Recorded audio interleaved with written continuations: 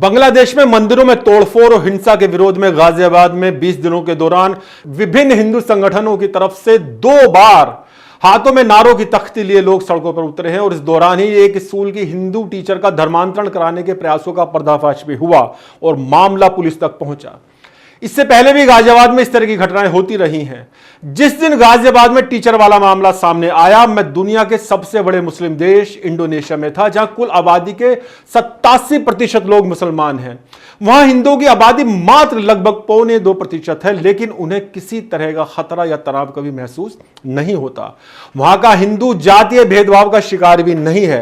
मुझे लगता है कि आज के वातावरण को अच्छा और सौहार्दपूर्ण बनाने के लिए न सिर्फ भारत बल्कि पूरी दुनिया के लोग इंडोनेशिया से बहुत कुछ सीख सकते हैं।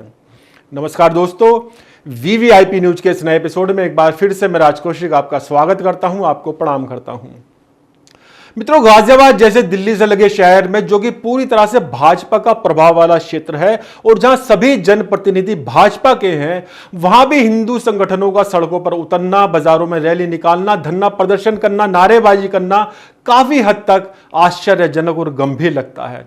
इस तरह के प्रदर्शनों के पीछे 2 कारण हो सकते हैं। पहला कारण सियासत, राजनीति, और दूसरा कारण वास्तव में किसी तरह के डर का होना। दोनों ही कारण अपने आप में खतरनाक है। शासन प्रशासन के लिए सोचने का विषय है कि ऐसा क्यों हो रहा है। अगर यह सिर्फ राजनीति के लिए किया जा रहा है तो इस तरह की सियासत को रोकने की जिम्मेदारी किसकी है? अगर वास्तव में कहीं कुछ डर है, खतरा है, तो उसको खत्म करने का और सुरक्षा का एहसास दिलाने का दायित्व किसका है, इस पर विचार किया जाना जरूरी है। अगर इसे हम सिर्फ सियासत ही मान लें तो दूसरा पक्ष यह भी है कि गाजियाबाद में धर्मांतरण करने के प्रयासों की घटनाएं तो लगातार सामने आ ही रही हैं और मामले पुलिस तक पहुंचते भी रहे हैं और गिरफ्तारियां भी हुई हैं। दोस्तों, भारत में इस तरह की घटनाओं के पीछे क्या कारण है, एक आम इंसान भी उस पर चर्चा कर सकता है। भारत में इस तरह के विवाद, इस तरह के तनाव बहुत हद तक राजनीति की देन होते हैं। अक्सर सियासत इन विवादों को खत्म करने के बजाय बढ़ाते हुए नजर आती है। यह एक बहुत लंबा विषय है, इस पर कई एपिसोड बनाकर बात की जाए तो भी यह विषय खत्म नहीं हो सकता। मैं इस एपिसोड में खासतौर पर आपको यह बताना चाहता हूं कि दुनिया के सबसे बड़े मुस्लिम देश इंडोनेशिया से हम लोग बहुत कुछ सीख सकते हैं। हम लोग यानी हिंदू भी और मुसलमान भी। इंडोनेशिया की आबादी लगभग 27 करोड़ है और इनमें 87% लोग मुसलमान हैं। वहां किसी धर्म या मजहब में कट्टरता दिखाई नहीं देने के कुछ महत्वपूर्ण कारण हैं। कुछ ऐसे सच हैं जिन्हें वहां के लोगों ने स्वीकार कर रखा है। इस वजह से वहां आमतौर पर मजहबी या सांप्रदायिक तनाव या झगड़े नहीं होते। पहला सच तो वहां के लोगों ने स्वीकार कर रखा है, वो ये है कि हिंदुओं के भगवान राम को इंडोनेशिया के मुसलमान अपने पुरखे के रूप में स्वीकार करते हैं। रामायण के साथ साथ महाभारत के पात्रों को भी, जिनमें भगवान श्री कृष्ण भी हैं, अर्जुन आदि पांडव भी हैं, कौरव भी हैं, उन्हें भी वो अपने पुरखों के रूप में मानते हैं। मित्रों, अर्जुन का नाम मैंने इसलिए लिया कि पिछले दिनों इंडोनेशिया की राजधानी जकार्ता में अर्जुन की बहुत बड़ी प्रतिमा का अनावरण हुआ। यानी वहां के लोगों को ना तो मूर्तियों से दिक्कत है, ना मूर्ति पूजा से कोई परेशानी है, ना राम कृष्ण आदि से कोई उलझन है। इंडोनेशिया के मुसलमान जगह जगह बनी मस्जिदों में परंपरागत तरीके से नमाज पढ़ते हैं, लेकिन हजारों वर्ष पुराने हिंदू मंदिरों को भी उन्होंने संभाल कर रखा हुआ है। बड़ी संख्या में बौद्ध मठ भी वहां दिखाई देते हैं। उनके साथ कोई तोड़फोड़, कोई छेड़छाड़ मुसलमानों द्वारा कभी नहीं की जाती।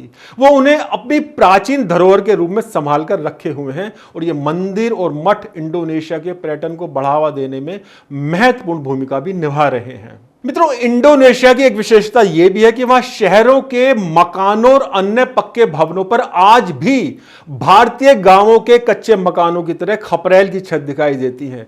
इससे मकान सुंदर तो दिखते ही हैं, साथ ही यह भी लगता है कि यहां के लोग अभी भी मिट्टी से जुड़े हुए हैं। आज भी वो अपनी पुरातन संस्कृति और सभ्यता को लेकर गंभीर बने हुए हैं। इंडोनेशिया में रामलीलाओं का होना और रामायण के प्रसंग पर नाटक, नृत्य नाटिकाओं का होना एक आम बात है।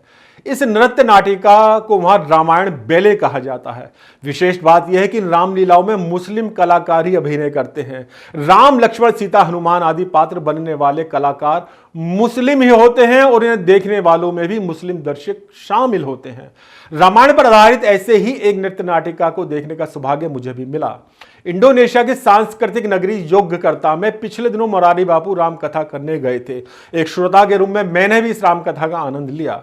हिंदुत्व और सनातन की पताका पूरे विश्व में फहरा रहे राम कथा वक्ता मोरारी बापू के सम्मान में हजारों वर्ष पुराने परमबानन मंदिर परिसर में रामायण नृत्य नाटिका का आयोजन किया गया था।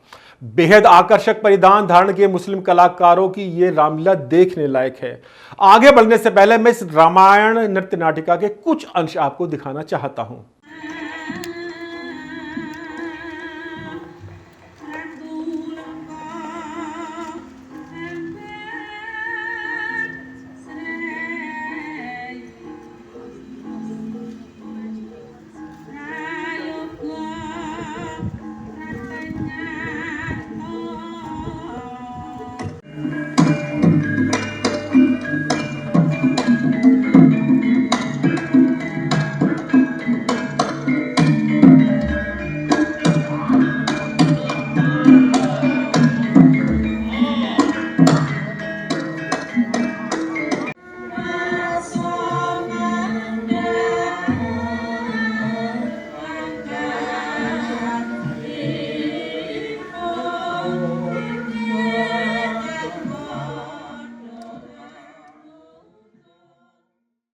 इस शानदार प्रस्तुति के बाद रामायण नृत्य नाटिका के मुस्लिम कलाकारों ने मोरारी बापू के साथ सामूहिक रूप से फोटो भी खिंचवाई।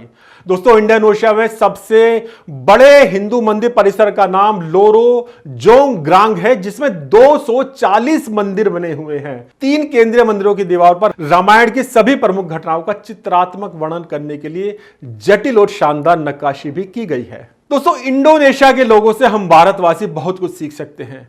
जो जिक्र मैंने थोड़ी देर पहले किया, उसमें पहली बात सीखने की यही है कि हम दूसरे धर्म के प्रति उदारता और सम्मान का भाव रखें। हमारा धर्म हमारे लिए जितना अच्छा और महत्वपूर्ण है, दूसरे के लिए उसका धर्म भी उतना ही अच्छा और महत्वपूर्ण है। इंडोनेशिया में इस तरह की भावना जन जन में कूट कूट कर स्वाभाविक रूप से भरी हुई है। मैं खासतौर पर वहां की महिलाओं के बारे में बात करना चाहता हूं।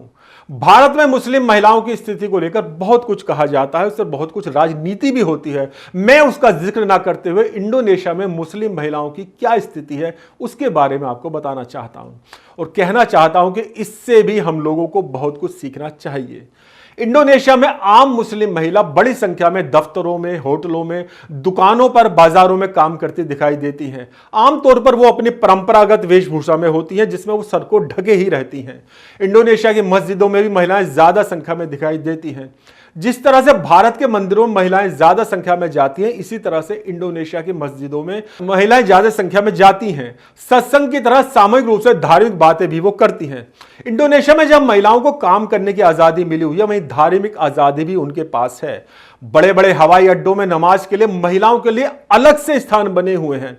जोग्यकर्ता हवाई अड्डे के साथ साथ मैंने मलेशिया की कुआलालंपुर हवाई अड्डे में भी देखा कि महिलाओं के नमाज पढ़ने के स्थान अलग थे और पुरुषों के मुकाबले महिलाएं अधिक संख्या में उपस्थित थी। मित्रों, एक तरफ जहां महिलाओं को मस्जिदों में आने जाने की और अपना मनपसंद रोजगार नौकरी करने की आजादी है, तो दूसरी तरफ परंपरागत वेशभूषा से हटकर मुस्लिम युवतियां आधुनिक परिधानों में भी दिखाई देती हैं। रामकथा की व्यवस्था में लगी महिलाओं की टीम में लगभग सभी महिलाएं मुस्लिम थीं। जिस बस में बैठकर हम रामायण वेले देखने जा रहे थे, उसमें इंडोनेशिया की मुस्लिम युवतियों की मस्ती देखते ही बनती है। इस मुस्लिम युवती का नाम देवली है। इसे और इसके साथी युवतियों को जहां इंडोनेशिया और भारत के फिल्मी गीतों पर नृत्य करने से कोई परहेज नहीं है, वहीं इनके टी शर्ट के पीछे जय सिया राम लिखा होने में भी इनको कोई एतराज नहीं है। दोस्तों, बहुत कम संख्या में होने के बावजूद हिंदू संस्कृति और धर्म इंडोनेशिया में खूब फल फूल रहा है। हिंदुओं की संख्या भी बढ़ रही है और इससे वहां के मुसलमानों को कोई एतराज नहीं है। 2018 के रिकॉर्ड के अनुसार इंडोनेशिया में कुल 46,46,357 हिंदू थे, जबकि 2010 की जनगणना में 40,12,116 हिंदू थे, यानी लगभग 6 लाख हिंदू 8 वर्ष के दौरान बढ़े। इंडोनेशिया में हिंदू धर्म का प्रतिशत 8 वर्षों में क्रमशः 2010 में 1.69% से बढ़कर 2018 में 1.74% हो गया। इंडोनेशिया के हिंदुओं के बारे में एक बहुत ही महत्वपूर्ण बात मैं आपको बताना चाहता हूं। 2 सितंबर को गाजियाबाद में हिंदू स्वयं सुरक्षा संघ की सभा और रैली में जो नारा सबसे ज्यादा लगा और तख्तियों पर सबसे ज्यादा लिखा नजर आया, वो था जात पात की करो विदाई, हिंदू हिंदू भाई भाई। मैं आपको बता दूं दोस्तों कि भारत की तरह से इंडोनेशिया के हिंदुओं में जातियों को लेकर कोई विभाजन नहीं है। हाँ, उनके वर्ग कुछ जरूर अलग हैं, जिन्हें मोटे तौर पर पूजा पाठी, कारोबारी, योद्धा यानी लड़ाकू और कामगार श्रेणियों में रखा जा सकता है। लेकिन वह जातियों को लेकर ऊंच नीच का कोई भेदभाव या टकराव की स्थिति नहीं है। इंडोनेशिया में हिंदुओं को कहीं टेंगर हिंदू तो कहीं ओसिंग हिंदू के नाम से बुलाया जाता है, लेकिन वहां का हिंदू पूरी तरह से एकजुट है। मुरारी बाबू की रामकथा सुनने के लिए इंडोनेशिया में भारत के राजदूत संदीप चक्रवर्ती भी पधारे थे। उनसे काफी देर मेरी बातचीत हुई।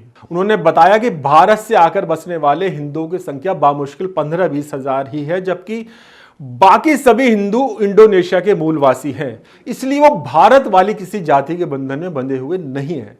मित्रों, ये बात भी हम सब के लिए सीखने वाली है। दोस्तों, भगवान विष्णु की सवारी गरुड़ को इंडोनेशिया में बहुत ही सम्मान की दृष्टि से देखा जाता है।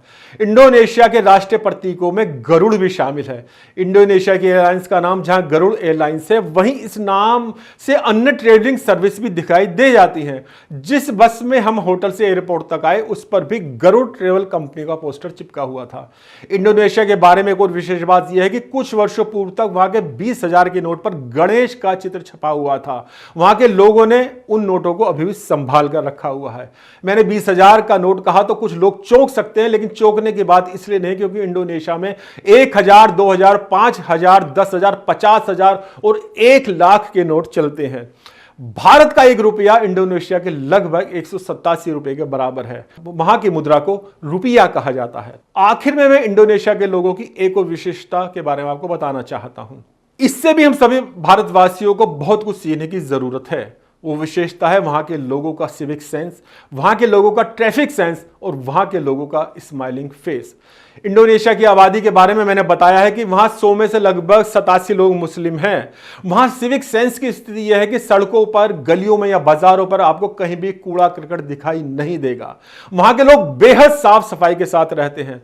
ट्रैफिक सेंस की स्थिति यह है कि 100% दोपहिया चालक सर पर हेलमेट लगाकर चलते हैं। मैं 11 दिन इंडोनेशिया में रहा और योग्यकर्ता शहर में खूब घूमा। आपको जानकर आश्चर्य होगा कि 11 दिन में मैंने हॉर्न की एक भी आवाज नहीं सुनी।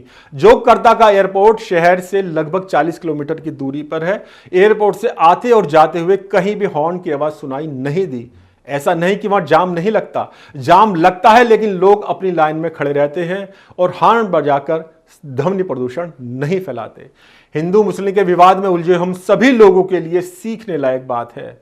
11 दिनों के अपने प्रवास के दौरान एक और खास बात जो मैंने महसूस की वो थी कि वहां शराब के ठेके और मेडिकल स्टोर खुले रूप से कहीं भी दिखाई नहीं दिए। क्योंकि वहां शराब का खुला चलन नहीं है, इसलिए भी शायद लोग ज्यादा स्वस्थ और मुस्कुराते हुए दिखाई देते हैं। तो दोस्तों, आज के एपिसोड में बस इतना ही। जल्द मिलेंगे नए एपिसोड में नए विषय के साथ। यह एपिसोड आपको कैसा लगा अपने कमेंट जरूर लिखिए और सब्सक्राइब करना बिल्कुल ना भूलिएगा VVIP न्यूज। और अब जाते जाते इंडोनेशिया के जोग्यकर्ता शहर की मालियोबोरो मार्केट की सड़कों पर इंडोनेशिया के मुस्लिम कलाकारों के गीत, संगीत और नृत्य की एक झलक आपके लिए।